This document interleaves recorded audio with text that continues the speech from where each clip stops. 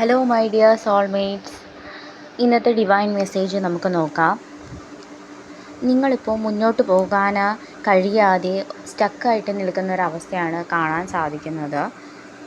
എന്നാൽ അതിൽ നിന്നെല്ലാം ഒരു വിരാമം ഇട്ടുകൊണ്ട് തന്നെ ഒരു വലിയ സക്സസ് എനർജി നിങ്ങളിലോട്ട് വരുന്നുണ്ട്. നിങ്ങളുടെ എനർജി ലെവൽസൊക്കെ ഒന്ന് മാറാൻ പോവുകയാണ്.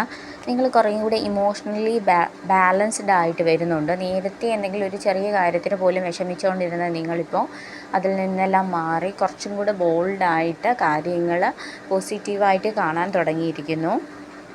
അതുപോലെ തന്നെ നിങ്ങൾ ജോലിയിൽ വളരെയധികം വിഷമിച്ചിരിക്കുന്നതായിട്ട് കാണുന്നുണ്ട്. കൂടെ നിൽക്കുന്നവർ പുറകിൽ നിന്ന് കുത്തുന്നതും പിന്നെ അതുപോലെ തന്നെ അവർ കുറേ മൈൻഡ് ഗെയിമൊക്കെ കളിച്ചതായിട്ടൊക്കെ നമുക്ക് കാണാൻ സാധിക്കുന്നുണ്ട്. അതെല്ലാം ഇപ്പോൾ മാറാൻ പോവുകയാണ് നിങ്ങളുടെ ലൈഫിൽ. പിന്നെ കുറേ വേറൊരു കാര്യം എന്താണെന്ന് വെച്ച് കഴിഞ്ഞാൽ നിങ്ങളുടെ മനസ്സിൻ്റെ കുറേ നെഗറ്റീവ് ചിന്തകളുണ്ട്. കാരണം എന്ന് വെച്ചാൽ ആ ഒരു കൂട്ടിൽ നിങ്ങൾ അകപ്പെട്ട് ഇങ്ങനെ കിടക്കുന്നതായിട്ടാണ് നമുക്ക് കാണാൻ സാധിക്കുന്നത്. ആ ബന്ധനങ്ങളെല്ലാം മാറിപ്പോവാണ്. ഓക്കെ, നിങ്ങളുടെ കടബാധ്യതകൾ, അതുപോലെ തന്നെ ലോണിൻ്റെ എന്തെങ്കിലും കാര്യങ്ങളൊക്കെ, പിന്നെ ദുരിതങ്ങളും ഒക്കെ ആയിട്ട് നിങ്ങൾ ഈ രോഗങ്ങളും ഒക്കെ ആയിട്ട് നിങ്ങൾ കുറച്ച് കഷ്ടപ്പെടുന്നതായിട്ട് കാണാൻ സാധിക്കുന്നുണ്ട്. ഇവിടെ എല്ലാം ക്ലിയർ ആവാൻ പോകുന്നു. ആ ഒരവസ്ഥയാണ് വരാൻ പോകുന്നത്. നിങ്ങളുടെ രാവിലെ ഉള്ള ഈ നെഗറ്റീവായിട്ടുള്ള ചിന്ത അത് ഒരു വലിയൊരു പ്രശ്നമായിട്ട് ഇങ്ങനെ വരുന്നുണ്ട്. നിങ്ങൾ രക്ഷപ്പെടത്തില്ല, എനിക്ക് ആ പൈസ കിട്ടാൻ പോകുന്നില്ല, എൻ്റെ സ്വർണ്ണമെല്ലാം പോയതാ, അവൻ ഇനി ഒരിക്കലും അവൻ്റെ സ്വഭാവം മാറത്തില്ല, അല്ലെങ്കിൽ അവരൊരിക്കലും എന്താ പറയുന്നത് ഇത് നടക്കത്തില്ല, മാറില്ല, ഇങ്ങനെയൊക്കെ ദിവസവും നിങ്ങളിങ്ങനെ പറഞ്ഞുകൊണ്ടായിരിക്കും നിങ്ങൾ രാവിലെ നിങ്ങളുടെ ദിവസവും നിങ്ങളിങ്ങനെ തന്നെ ആയിരിക്കും പറയുന്നത്. എപ്പോഴും ഒരു പോസിറ്റീവായിട്ടുള്ള കാര്യമല്ല നിങ്ങൾ പറയുന്നത്. നിങ്ങൾ കൂടുതൽ നെഗറ്റീവിനെയാണ് അട്രാക്റ്റ് ചെയ്തുകൊണ്ടിരിക്കുന്നത്. അതുപോലെ തന്നെ ഇത് ആലോചിച്ച് കരയുക എന്നുള്ളത് നിങ്ങൾക്കൊരു വലിയൊരു ഹാബിറ്റായിട്ട് ഇരിക്കുന്ന ഒരു സമയമാണിത്. ഓക്കെ, ഈ ഒരു സമയത്ത് നമ്മൾ എന്ത് ചെയ്യണം?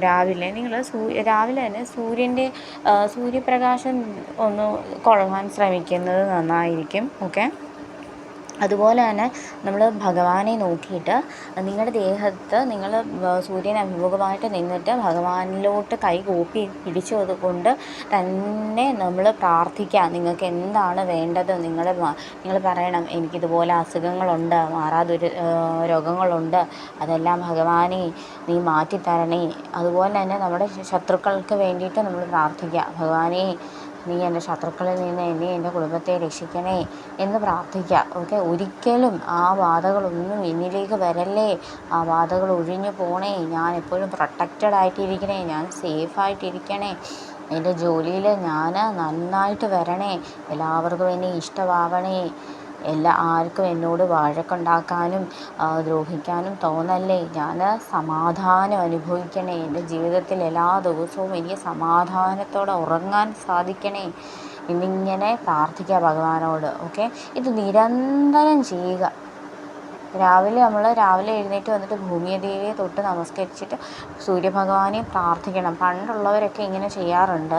ഓക്കെ, ഇത് സൂര്യഭഗവാനെ പ്രാർത്ഥിക്കുന്ന കാര്യം തീർച്ചയായിട്ടും അച്ചിട്ടായിട്ട് നടക്കുന്നൊരു കാര്യമാണ്. നിങ്ങൾക്കിത് കുളിച്ചിട്ട് ചെയ്യണമെന്നേ ഇല്ല. നിങ്ങൾ രാവിലെ എഴുന്നേറ്റ് വന്നിട്ട് നിങ്ങൾ കുറച്ച് നേരം ഈ സൂര്യപ്രകാശത്തിലൊന്ന് ഇരുന്നിട്ട് ഭഗവാനെ ഇങ്ങനെ ധ്യാനിച്ചൊന്ന് ചെയ്ത് നോക്കൂ.